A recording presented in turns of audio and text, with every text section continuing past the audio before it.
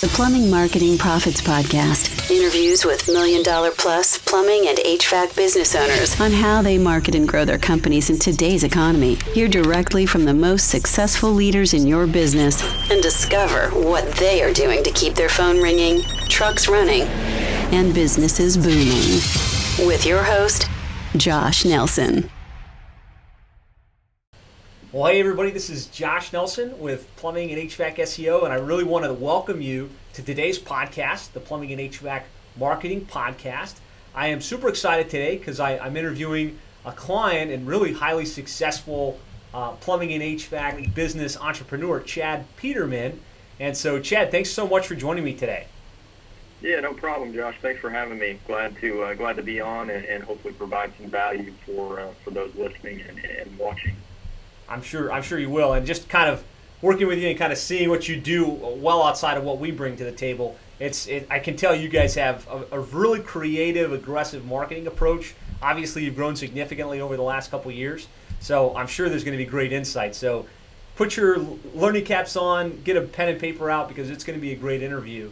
So before we dive in too deep, Chad, just tell us a little bit about your background and kind of high level from the business perspective, approximate, how much revenue, how many trucks, that kind of fun stuff. Certainly. So we've been in business since '86. My dad started the company out of his garage, and myself and my brother run the company now. My dad's somewhat semi-retired. He deals more, so we have a small commercial arm that deals mostly with multifamily projects, rehab, and things of that nature. On the residential side, as a company, we're right around 75 employees. Wow. And continuing to grow. We've got about 40 trucks out on the road.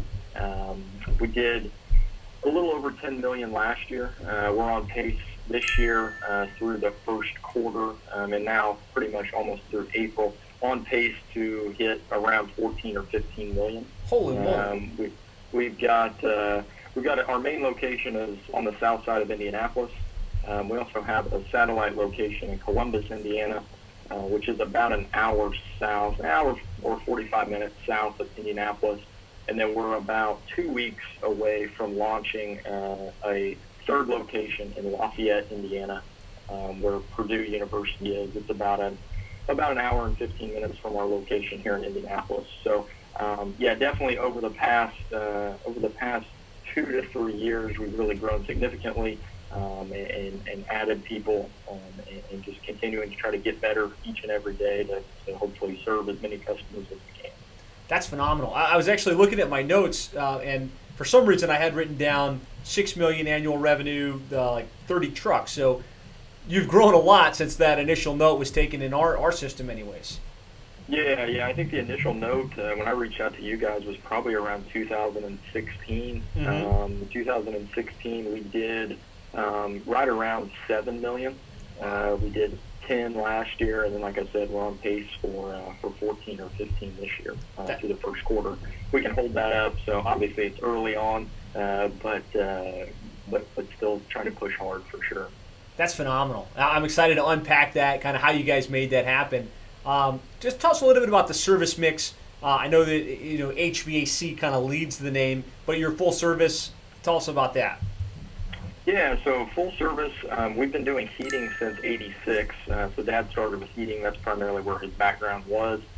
We added plumbing right about 6 or 7 years ago. Mm-hmm. So that was kind of the plumbing side of things. And then we added kind of our excavation side probably about a year and a half ago.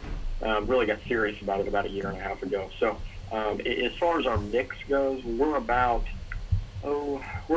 probably 50 to 60% HVAC, and then the other probably 30% is plumbing, and then we've got that 20% or so, 10 to 20% that's that commercial side that we do. Awesome, great mix. And so, I know that you and your brother now are running it day to day. Your dad's obviously been involved, but kind of tell me how you got into the business. Is it a second generation, third generation? Yeah. So it's a second generation business. Okay. My brother and I kind of took two different paths into the business. Obviously, as kids growing up, we were always in and around, cleaning the shop or whatever that may be. And so after college, I actually really kind of upon the advice of some friends and family, took a job elsewhere. So I actually moved out of state, moved down to North Carolina, took a job down there, totally out of the industry, had nothing to do with the trades or heating or plumbing or anything like that.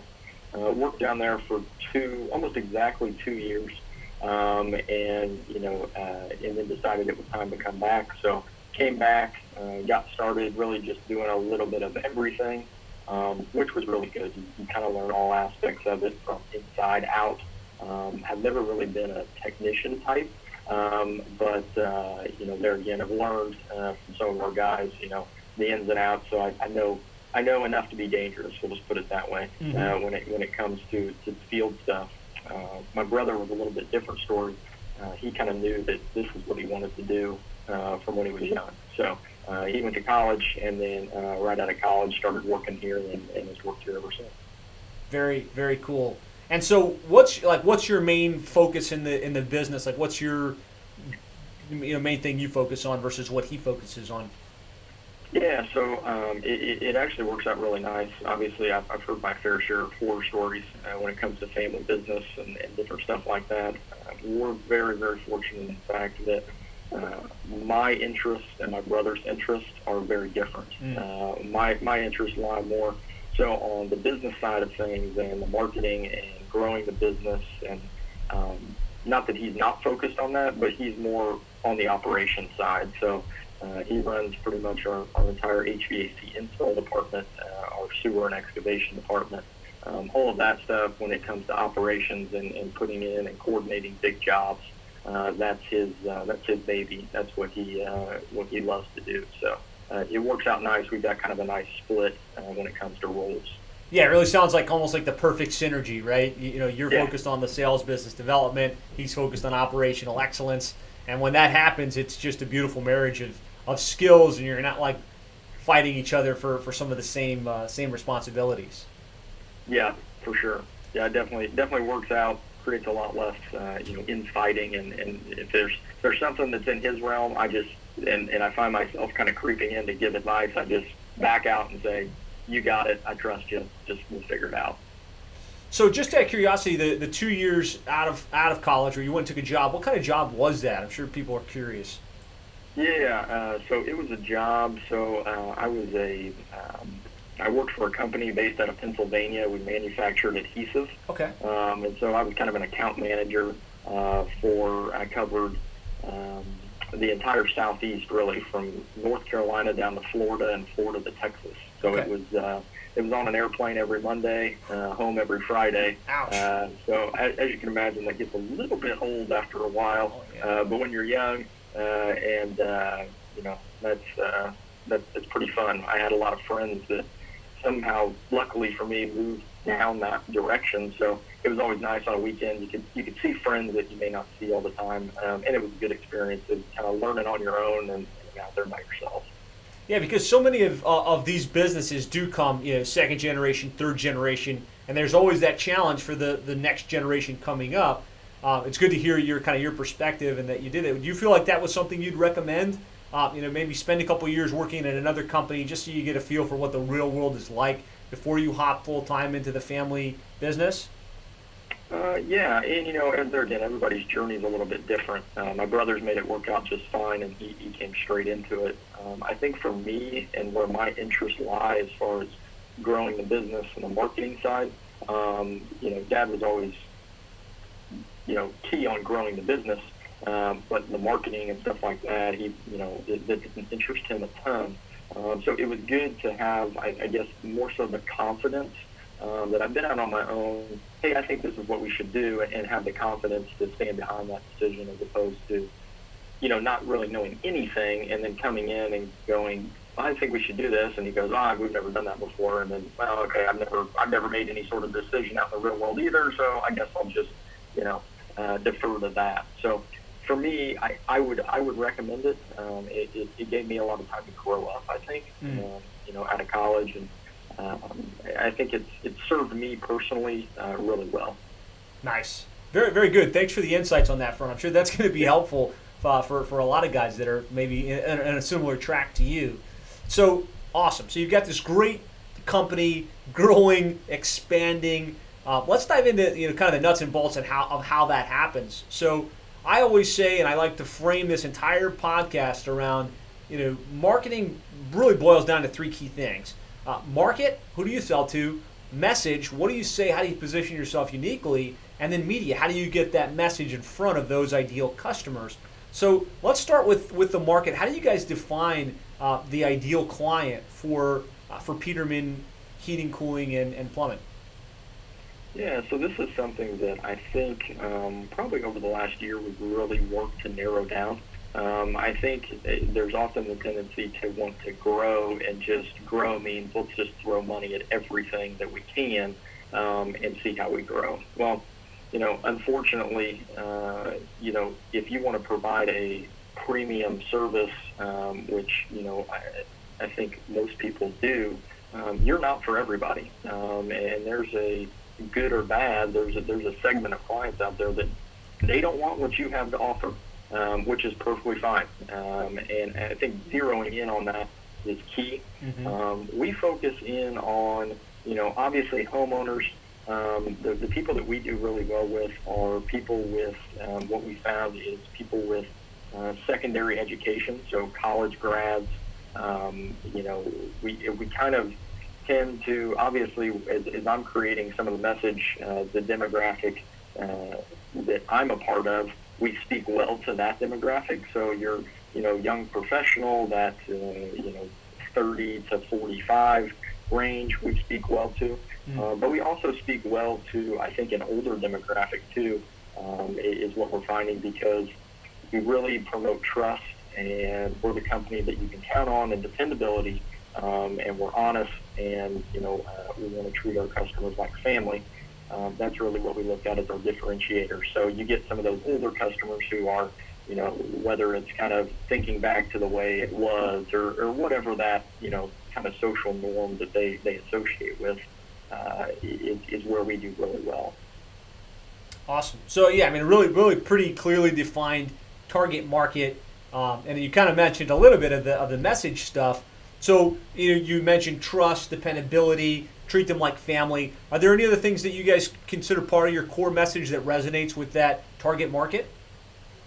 Yeah, so I think the one thing that we've tried to do, and this is just out of examining kind of our competition here in the Indianapolis area, is, okay, what's truly going to make us different? Obviously, the first thing is, well, we're dependable. Well, people can trust us. Well, yeah, everybody can say that. In one way or another, it's definitely hard to kind of call somebody on, well, you're not trustworthy, or whatever it may be. And the one thing that we've always tried to do is incorporate our faces into it. So we've got myself and my brother, we do all of our own radio commercials. We do all of our own TV. We do on social media, you see us a lot as far as really promoting the fact that we're not hiding behind a brand.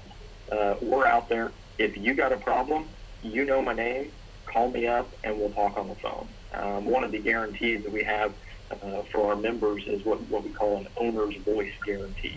So if you have a problem and you felt like you were wronged in some way, or a situation didn't go the way it was supposed to, you can call up and one of us will talk to you.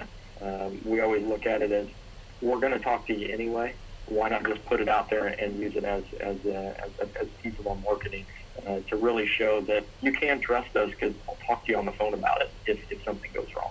I love that. That's the first time I've ever heard that, and it's a unique thing to you guys, the owner's voice guarantee. That's really cool. Yeah, thank you. It's done really well. I think you catch some people off guard when you say it. Like, I've had other businesses like, well, I could never do that. Well, yeah, you can. It's just a matter of, do you want to hold yourself accountable to providing that level of service that people are going to be thrilled about? And then also, just helping people out and taking responsibility for what you do. We're all going to screw up. It's the nature of the business. We're going to have leaks. We're going to have, units that have a part that's faulty. It's just part of it. But I think standing behind that has always served us well when it comes to making a customer for life. Awesome. Yeah, that's really good. And the other thing you said, which is true, if you look up Peterman Heating and Cooling, you're going to see you've got Chad, you've got his brother, you've got his dad. Their faces are out there, and they're not hiding behind it. I know that people like to do business with people they know, like, and trust, and so you guys have really embraced that in a powerful way. And I think it's really serving you well, as the numbers will indicate. Certainly, yeah. It's been really good, and it's also,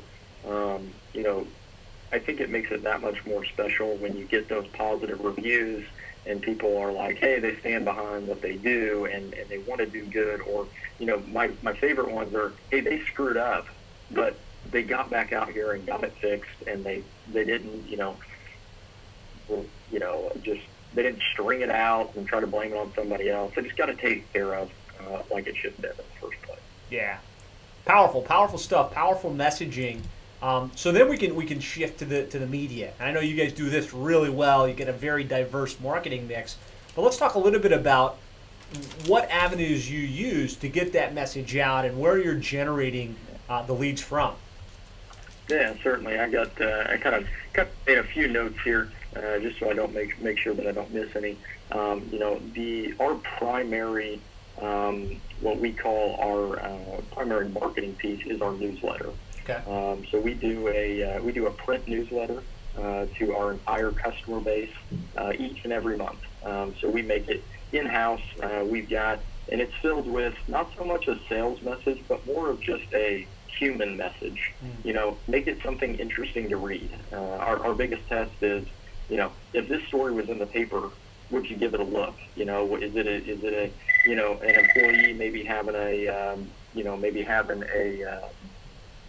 having a new grandbaby, or someone graduating from college, or the recipe of the month, or the employees of the month, different things like that, along with educational pieces that is just there to provide information and be someone that the customer can count on when it comes to the needs of their home. I would say Yeah, go ahead. No, go ahead. I just want to chime in on that particular topic before we move to something else. So continue. I didn't mean to cut you off. No, you're good. Yeah, and then I kind of went deep into that one because we do use that as kind of our basis. Okay. And then we really spin all of our other marketing off of that newsletter. So I just want to chime in then before we move to the next topic. It's such a powerful thing that you are sending a physical newsletter. So it's not an email. It's something physically printed and mailed. It's personality based. 99% of the plumbing, HVAC, electrical companies I talk with, they don't do email newsletters, let alone a printed newsletter. And it seems like the companies that do it and that really are consistent with it, they build that following, they build that brand recognition, they build that client relationship, and the amount of repeat and referral the business they get from it it just expands the growth of the company. So I'm really excited that you shared that and that it's working so well for you. Yeah, it truly is. We look at it in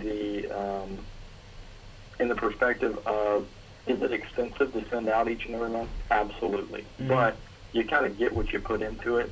And the thing that we look at it is, anytime we get a brand new customer into the funnel, whether that be through the website or through a mailer, or they saw one of our trucks or something like that, our goal is to get them on that newsletter list, because then they can start learning about who we are as people. Who is my technician? Oh, shoot, I didn't know he likes fishing, or whatever that may be. And so we really use that and really think about that as putting a fence around our customer base. So they hear from us consistently each and every month, and it's not a, hey, buy this now, hey, look at this great deal. It's just interesting stuff is what we try to be through that newsletter. So you're sending that physically out to not just your client base, but to prospects as well? Yeah, so that's actually, it's funny you asked that. We're actually in in the beginning stages of taking our newsletter. Obviously, it's geared towards people who have had us, a technician out to their home. So they've had one of our trucks right in their driveway. What we're doing now is we're spinning that content off into neighborhood newsletters. Okay. So it's a shorter version, but what we're doing is it's not a real branded piece, but it's more so, hey, this is the, whatever community it may be. So, Greenwood is a suburb of Indianapolis. So we may send it out to, we target really closely who our ideal client is, and then we send that newsletter out, and it's somewhat disguised as a neighborhood newsletter. So it may be the Greenwood, home guide or home newsletter or whatever. And it's going to have tips in it such as, 3 things you need to know about a tankless water heater, or how to get your AC ready for summer, and just different stuff like that they can take advantage of, and then coupling that with maybe a longer form lead magnet, if you will, of, hey, call this line or visit this page to get, this free guide or checklist or whatever it is. So we can get people to raise their hand and just simply say they're interested in one of our services. That's all we're looking to do. You just say you're interested, and then it's our job from there to educate you and provide the value so that when you do need our services, you know exactly who to call. That's awesome.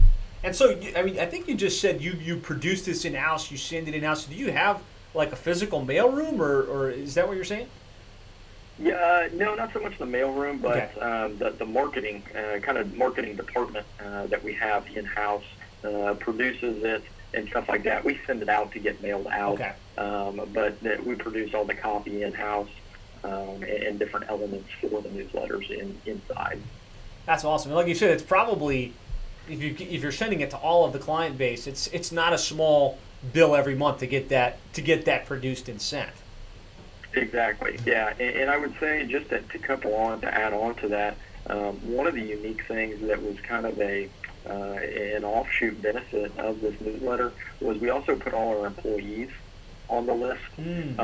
So their employees and the families, they get a newsletter every month too, where, you got a technician who's spending, sometimes when it gets hot out or, it's raining like cats and dogs, their wife may be missing them for 50 or 60 hours out of a week.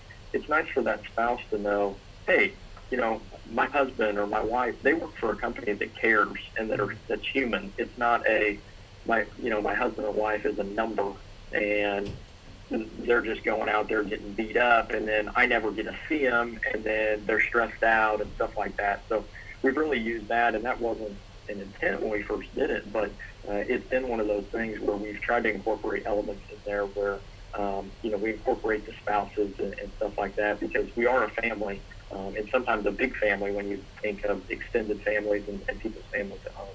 No doubt. And so that also then is tying into company culture, which is helping with retention and kind of the buy-in of the team. So that's a cool offshoot from that marketing strategy. Yeah. Okay, so we talked about newsletters. Do you send that in an email format as well, or is it just printed? We haven't done it in an email. It's been something I've been meaning to do, but we haven't got to that yet. So we'll probably launch that element this hopefully here in the next couple of months, and that goes into that kind of which, based on the kind of the questions you had sent over to start, maybe get into it a little bit later. Later is the concept of the layering when it comes to marketing, which we found a ton of success with, as far as making campaigns a lot more successful, for sure. Awesome. So we talked about newsletters. Let's continue talking about that overall marketing mix. Yeah. So our other mix is obviously we're heavy online SEO, PPC. You guys manage that and do a great job for us when it comes to that, because I'd be lost in AdWords had it not been for you guys. But heavy there online. Also direct mail. We'll do your Val packs and your money mailers and some of those kind of buzzword type things where you can get kind of mass distribution, along with some direct mail. So we'll do some postcards surrounding maybe a promotion that we're having, different things of that nature. And then the one that's been really successful for us, as I said earlier, is my brother and I do all of our own radio. Mm-hmm. The radio has been huge for us in not so much the promotion side. It works pretty well, and we've incorporated some text messaging into the radio ads to where we can somewhat track how the ad is doing. But we also use the radio for somewhat branding messages of really building trust and, hey, this is who we are. If you got a question, you know who to ask for, and we want to be your guy, and stuff like that other people aren't doing on the radio in our market. So it does definitely set us apart when it comes to that.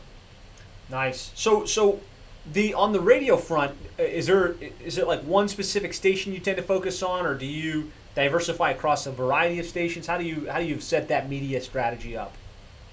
Yeah, so obviously we're looking at kind of our demographics and our target customer, and then kind of comparing that to radio demographics and who do they serve and different stuff like that. I can tell you we have found success with targeting those direct people, and then we found success on other stations that don't really target necessarily what we think is our ideal customer, but they work well. So we just kind of stick with those. So we're on probably anywhere from 2 to 3 stations at a time, and so kind of mixing up the message, and then we'll alternate that. So we may run 2 weeks heavy, and then we'll get off of there, and then maybe hit another market for 2 weeks, and just try to change it up. We have a firm that buys all of our digital media in the respects of radio and TV and stuff like that, which truly does help. I can tell you, if you're spending any amount of money on radio and TV, having someone that can buy that for you it's worth so much money, because they know what they're doing and they know what they're talking about. It saved me, I know, just countless hours of time trying to decipher what a radio station or a TV station is sending me when it comes to programming and different stuff like that. No doubt. Yeah, no doubt. Get a professional involved that really understands it. And so how much TV and billboard? Any billboards, or is it mostly radio? Yeah, we don't do really any billboards at all. Okay. No billboards. We do a little bit of TV. We're getting some more into that as we continue to develop our message and really spread that and really drive down. The TV is going to become something that we try to use with that, but it's always been primarily radio, and as we've grown, that budget's increased over time as well. That's awesome. Okay, so we've got internet, we've got broadcast media. What other types of things are you guys doing, if any? Yeah, a lot of it is, we do some yard signs, we do some targeted geo mailers through a service where we, if we do a job in a neighborhood, we basically send the service our address, or not our address, the address of the customer, and then they send out mailers to, you can pick between 75 and 100 homes around that particular address. So that's worked fairly well. We've got, and then we do some of the online, your Angie's List and stuff like that. Angie's List, before they were sold, was based out of Indianapolis. So Angie's List was kind of big here in our community because they seem to be always in the news and different stuff like that. We've had mixed results with them. I think you get a somewhat more qualified buyer, but you also got the buyer is just a little bit different in some respects too. And I think Angie's List was born in your backyard. It's probably one of the better markets for Angie's List. Certainly, yeah, definitely talking to people across the country is definitely not as big a deal for them, and we probably saw more success. But like you said, if you drove downtown and you saw a big building that said Angie's List on it, so that definitely probably helped. All right, so I have a couple follow-up questions because this is amazing. Yeah. It's a really cool marketing mix. Would you mind kind of sharing, because you guys have had this accelerated growth, approximately what percentage of your revenue do you allocate back towards marketing expenditures? Yeah, so we create the budget at the end of every year. Try to get on it sooner rather than later. Sometimes, as most probably business owners know, that sometimes gets stretched out to middle of December, and we're still trying to throw the numbers together type thing. But try to get that all together. Usually what we try to do is we try to shoot for a budget of around, when we make the initial budget, of around 8 to 8.5%. Okay. And usually our hope is that our revenue will outpace that, and we'll fall in really that 7 range is where we want to be. Okay. I've heard people say 10% if you're really wanting to grow. To me, you get up in there, you better be pretty confident about your budget when it comes to what you're spending and what you're going to bring in the door, for sure. Yeah. So it's awesome that you've been able to see that type of accelerated growth at 7%, because most people say you got to be 10 plus to really get a growth going. So that's been fantastic. Yeah. There's a question here. Thanks for joining us, guys. We got a couple people watching us on Facebook now. Ursula O'Hare wants to know approximately how long did it take to you guys to get to the $6 million mark as a company? Do you know that offhand? 6 million. We were there. That would probably be a better question for my dad. All right. If you don't know, we don't need it. Yeah. But yeah, we were probably 10 or 15 years in before we hit that mark. And there again, my dad's growth strategy was a little bit different than what our strategy is now. But he had different goals and different things of that nature. So it definitely was always healthy growth for him as far as that goes. So it was quick, obviously great to get to 6 million, and it's amazing that you're continuing to have this accelerated growth that you guys have now. Can you talk a little bit about the texting with radio? That's something that is kind of unique, something that's kind of cool. Can you talk about that a little bit?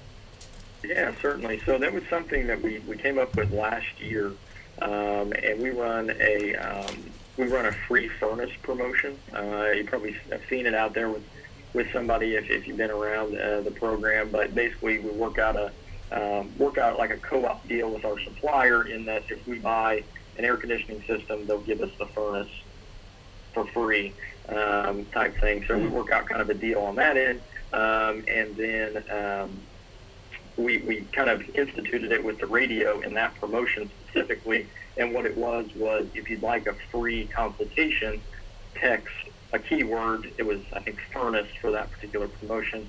Text furnace, and we'll set up a consultation. So we weren't exactly sure how it would work. We kind of put it out there, and it was amazing because we had the service tied to our email. So I would be maybe listening to the radio, hear the commercial, and then you would see the inbox just filling up with people wanting consultations. I can tell you it worked really well the first year. This second year, it has not worked as well as it did the first year. Okay. The promotion itself didn't work as well as it did the first year. I think some of that has to do with weather. Last year in Indianapolis specifically, it was an extremely warm first quarter, whereas this year it's been more cold. So we're thinking that is kind of, because we ran the exact same promotion. So we're thinking that may play into it a little bit, but the texting has definitely been interesting. And I can tell you some advice, if you do try it, is to keep the conversation text messaging. So we tried it at first where we took a text and then we'd call them, and it didn't work so well. The people wanted to just stay texting back and forth, which was perfectly fine. So it worked a lot better that way. So a couple really cool insights for most of you. First of all, broadcast media is working for them. Second of all, using text message. A lot of you might not even know that's a thing, right? But there's technology out there where you could say, hey, on the radio ad, text furnace to 55333, whatever number you had set up through your system, and get those leads.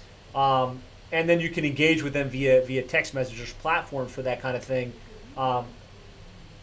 So it's interesting that you got their cell phone number, which is usually a great thing, but you're saying as you reached out to them to follow up, they were like, hey, I texted you. Why don't you just text me back? Yeah, it was very, in the conversation, whereas I think most of the time, CSRs were taught to get a lot of information and understand what the situation is.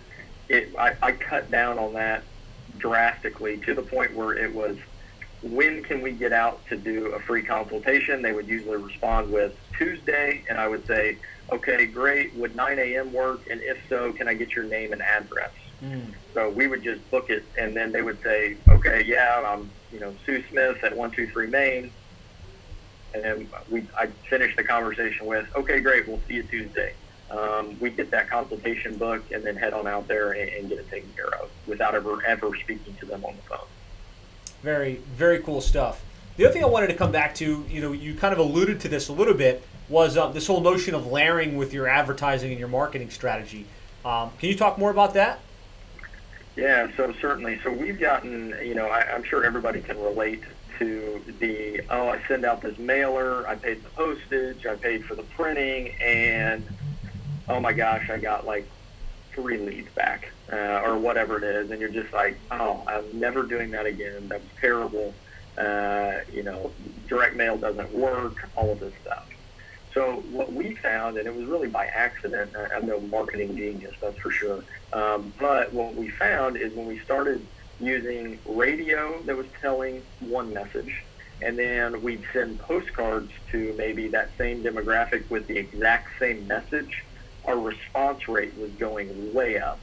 And I think if you really think about it from a marketing perspective, I hear it on the radio, but I'm in the middle of something, or I'm driving, or whatever it may be. I get home and, oh, there's that postcard again. Oh, yeah, I meant to call them, or whatever it may be. And then we were layering our newsletter on top of that. So our own customer base was possibly hearing us on the radio. They were getting a postcard, and then maybe a week later they were getting a newsletter. And then a week after that, they were getting a second reminder postcard. And then they may see us on social media and different things like that I think has really, really helped our marketing.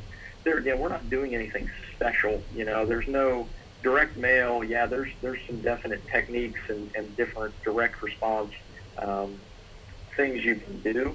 But at the end of the day, it's really about getting in front of your customer consistently, in my mind, is what has made our stuff successful.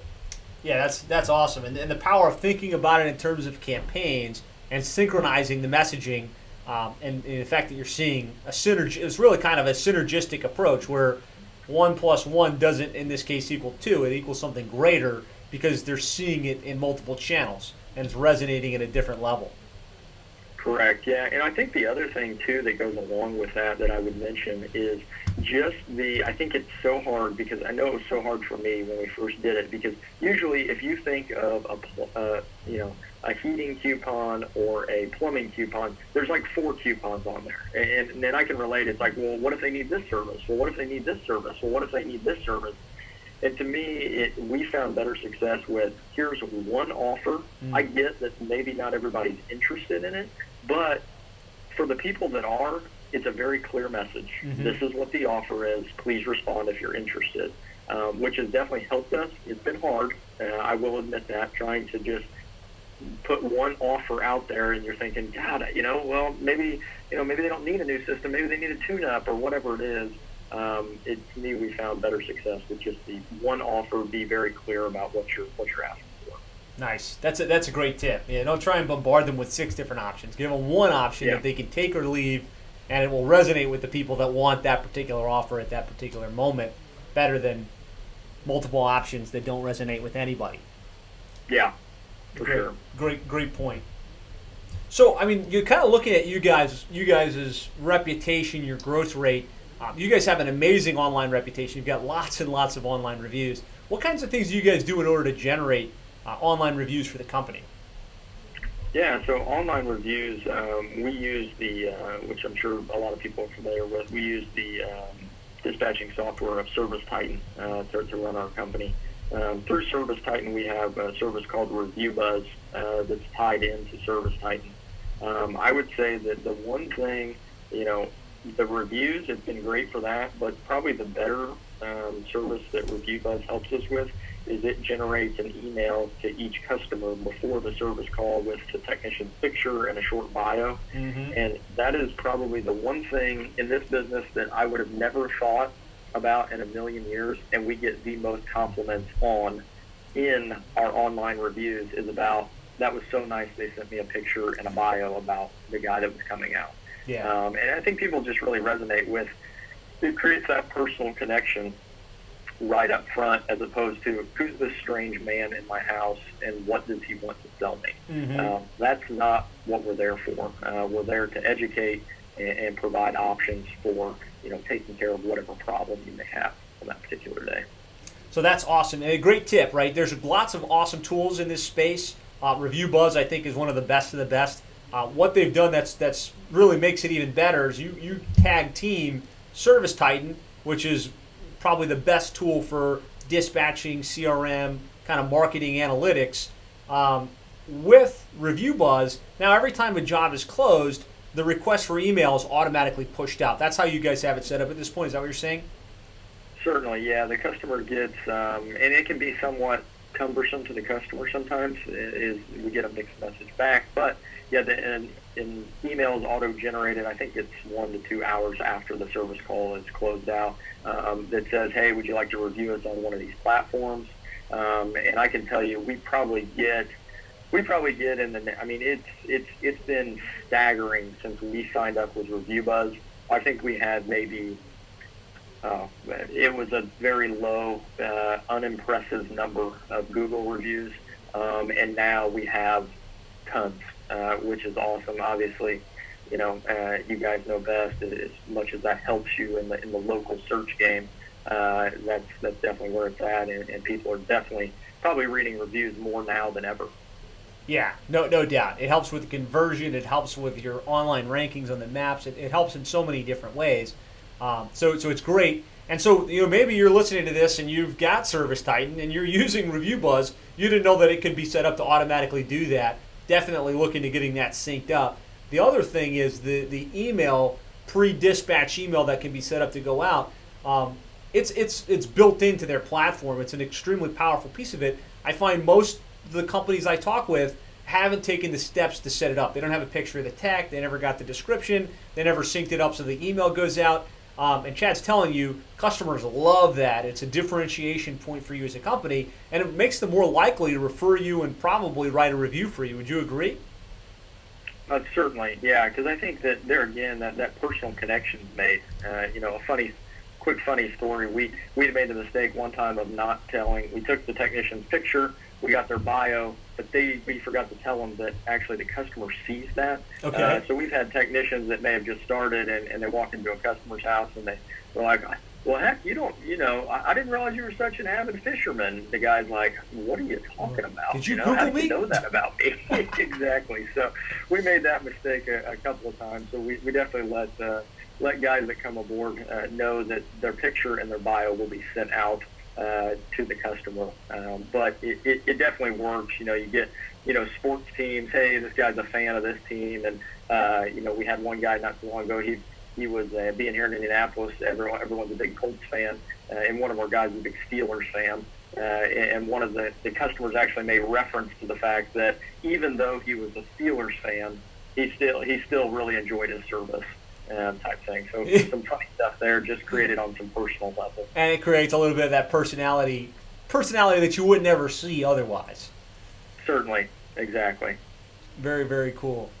So we talked about email marketing. How about social media? Like, what are you guys doing with social media? Are you tapping into Facebook and Twitter and some of these other social channels to generate leads and opportunities? Yeah, so Facebook is very new to us. I know that's weird to say, Facebook being new, but just in how we utilize Facebook. So we made the decision to probably about a month and a half, 2 months ago. We brought on a team member who all he does is shoot video. So video, and whether that is 3 tips on, getting your furnace ready for winter or whatever it may be, or, how to save energy in the home or whatever that may be. He's taking care of that. He's taking care of, getting technicians out in the field, video testimonials from customers, which are extremely powerful. And then we're using Facebook as that platform to educate our customers through video and really create engagement. So we are seeing where we're posting videos, and then with Facebook's analytics, the ability to drive down to a particular segment of the population is just somewhat creepy, how defined you can really get. But being able to drive down to that customer, then test it versus other groups of customers, and then really putting that particular ad that you see as not really an ad, but just a tip, short video, 2 minutes long. When you find one that works really well and resonates with your customers, it's just putting that on autopilot and really pushing that out into people's streams and news feeds. And we've seen videos ramp up to over 8,000 views just on a short 2-minute video. And there again, are we having people just flood the phone lines when we post the video? Absolutely not. Don't be confused that, this is some magic bullet. It is not. It's a long range strategy to where we're always out in front of the customer and we're always providing value. We very, very rarely ask for or run a promotion with Facebook or anything like that. Now, there may be a link in the description to learn more where we may capture that customer's information. But for the most part, we're just trying to get information out there and become the authority and become the expert when it comes to heating and plumbing here in Indianapolis. People have seen us, they know who we are, and they know what we're about. That's awesome. It's probably 2 steps ahead of most of the plumbing HVAC companies. You invested in content, right? You got somebody there that can shoot the videos, and then you've got a strategy of using those videos. I'm sure we're leveraging them on YouTube and things as well, but really targeting your ideal customer base with social media to get your message and to get your brand out in front of that ideal target market. And it's just brilliant. And thank you very much for sharing that with all of us. Certainly, yeah, and I think that's going to become, we talked about layering earlier, and we're new into this Facebook, but that piece of layering, I think is going to be our most pivotal, because we get into the customer stream of consciousness through education and through a very hands-off approach, and then we are in front of them in maybe their mailbox or something like that, where they're used to seeing maybe an advertising message, but they've already seen that brand a number of times before they do need us, and we're always out there in front of them. Yeah, powerful. So I mean, we've talked about a lot of different pieces to the puzzle, a lot of different things you guys do to generate leads, to keep the trucks running, to keep the momentum that's going within the company. Out of all these channels, what generates the most new business for you guys, like those new customers and the new leads? Yeah, probably a collection of, a couple of things. One is our pay-per-click. So our pay-per-click works really well as far as getting people in need, being in front of them when they have an emergency. Obviously, you can't tell, you send out a mailer, you're kind of crossing your fingers hoping that maybe some people have, a water heater that went out or something like that. But we all know that's kind of wishful thinking. Whereas pay-per-click gets us in front of customers when they most need us, when they're searching for our terms. So I would say that's generating as the bulk of our calls, and really something that we got serious about, probably about 2 years ago. And then you guys have kind of accelerated that growth on that channel. So I definitely say that's a big one. And then really staying in front of our own customer base, and really getting out in front of them to provide service and letting them know of what we provide and all those services. Absolutely. So staying in touch, staying in front of the customer base.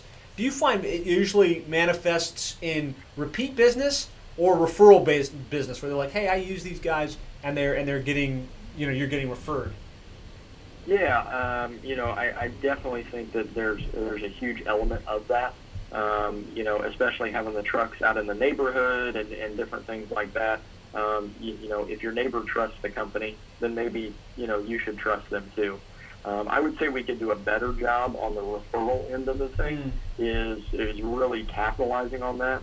Obviously, oftentimes we look at strategies, pay-per-click, it's a pretty painless strategy. I put my trust in you guys take care of me. But referral marketing, that's a little bit more difficult. You got to kind of get in the trenches and make it happen. And that's something that we're taking strides to do, because in my mind, no matter how much you grow and different stuff like that, that's really the best lead right there, is if you can get out in front of somebody and have the backing of maybe a neighbor or a friend that really uses this, really like this.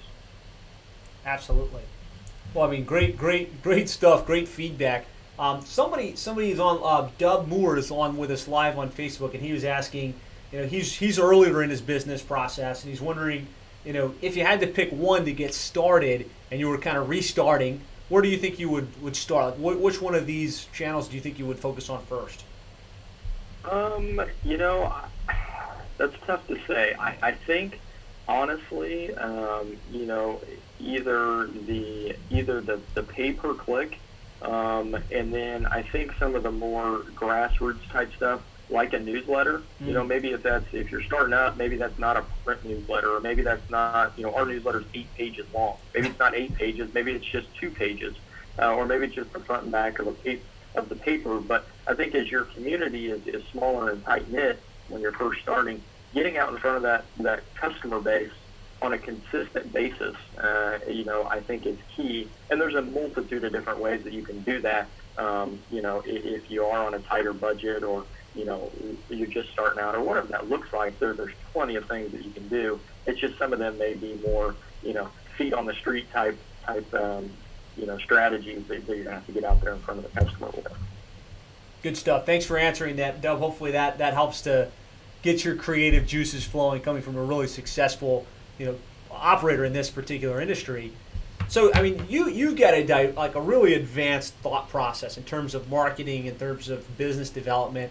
I'm sure there's been training groups and organizations that have helped kind of develop you and develop your expertise in this space.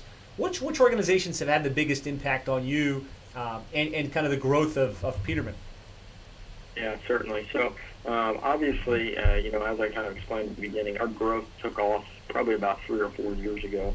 A lot of that is due to, we are a member of Nexstar, and Nexstar has really and truly revolutionized our business. We have changed so much, sometimes much to the chagrin of, maybe the ladies in the office or the guys out in the field. But it's been amazing to see the transformation, and what Nexstar has done for us is nothing.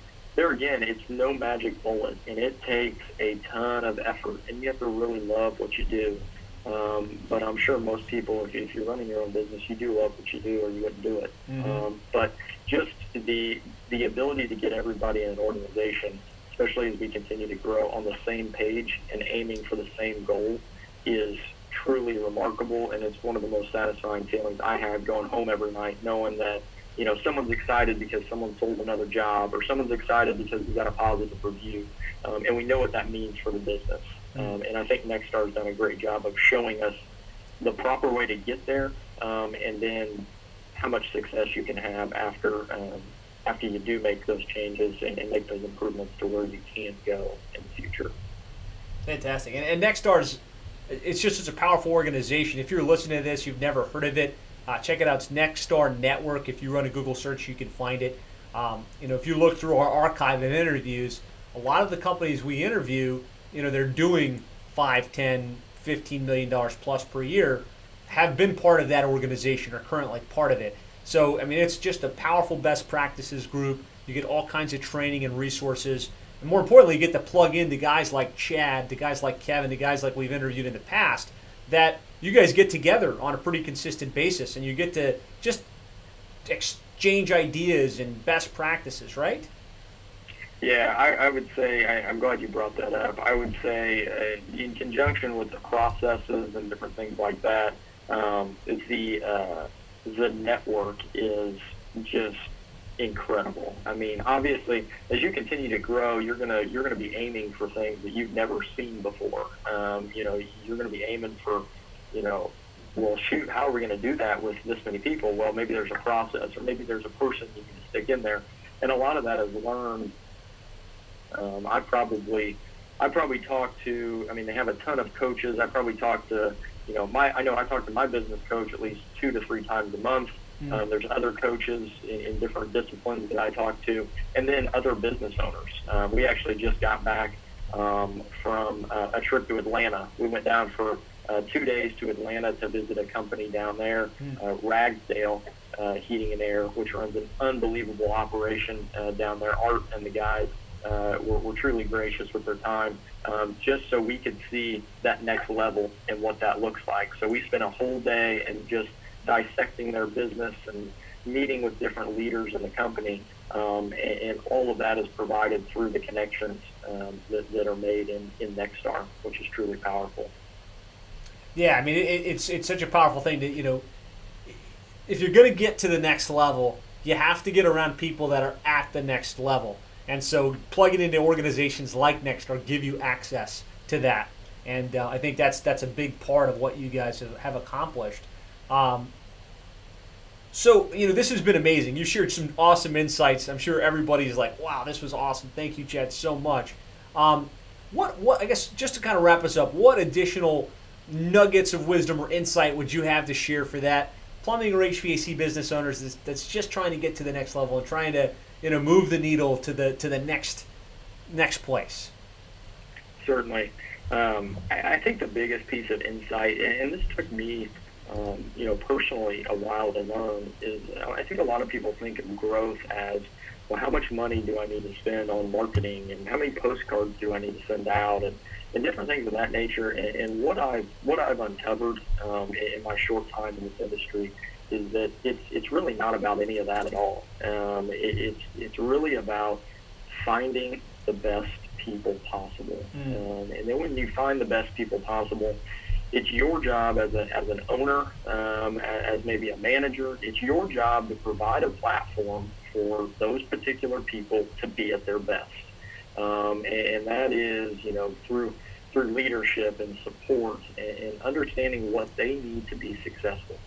Because ultimately, I get people that ask, how much are you spending on marketing or whatever it may be, and it's really not about that. Marketing at that point is secondary. Marketing is just I've provided a platform for this plumber to be the best plumber in the city. Now I've got to use marketing just to get him in front of the right people, and he's going to be able to do his thing. And truly, what we have done over the past 2 years is really put an emphasis on growing people and growing our organization. And when you do that, it's even caught me by surprise when you talk about growth and growing, and we need to add another person. And sometimes we've added people, and we may not need another plumber, but we're always recruiting, and we found a really good plumber. We'll spend a few extra marketing dollars to get him in front of the right people. It's all about finding the right fit that are going to fit into our culture and really express that culture to our customers, because that's what makes us different. That's what sets us apart, and that's why we want to be the organization. We always have the phrase when we're recruiting is we want a line lined up outside the front of the door where everybody wants to come work here. And when we can do that, when we hit that level of culture and just overall company dynamic, we're going to be a truly, truly powerful place, and we're going to affect lives of not only our customers, but most importantly our employees. And that's what we're here to do. That's our bigger purpose. It doesn't matter how big we get. It just matters really about how many lives we can affect in a positive way, for sure. That's awesome. And great feedback, great concept to close today's interview on. Chad, thank you so much. If you're listening to this, if you're watching it, maybe if you're listening to it after the fact, be sure to, wherever you found this, reach out to Chad. Thank him for sharing his time. Thank him for sharing this information. Really appreciate your spirit, your willingness to share, because not everyone is willing to say, hey, look, this is what I did. This has been my success. And so thank you for your willingness to do that. Yeah, no problem at all. There again, we just got done talking about helping employees and stuff like that. It's my belief too that our industry as a whole, the trades, we've got to lean on each other to prop ourselves up, because our services are needed, and we help a lot of people. And if there's anything I can ever do to help anybody, I've made tons of mistakes. So if I can keep you from making one of those or learn from somebody else on what to do, I'm more than happy to share, for sure. Awesome. Well, thanks, guys, so much for joining us on this call. Thank you, Chad. If you'd like to hear more interviews like this with other highly successful plumbing and HVAC business owners on how they market and grow their companies, be sure to go to plumbingmarketing.net. There you can subscribe via email. You can also subscribe via iTunes if you happen to want to listen while you drive. So thanks for joining us. Be sure to subscribe. Post comments wherever you happen to watch this. Post a comment on iTunes. Post a comment on YouTube. That helps us out a lot. Or post a comment underneath the Facebook Live. Be sure to reach out to Chad and thank him for his time. And we will wrap it there. Chad, I'll let you have the last word. Thanks so much again for your time. Yeah, no problem at all. There again, wish everybody continued success. Looks like it's warming up around the country, so I'm sure all the heating contractors, cooling contractors around the country are excited about that. I know we are. And there again, just I think the biggest thing is remember that we're growing people and helping them to succeed. When we do that, the company's always going to succeed in the end, for sure. Awesome. All right, guys. Thanks again. We'll talk to you later. All right, I closed the Facebook feed, so we're offline. But let me stop the recording.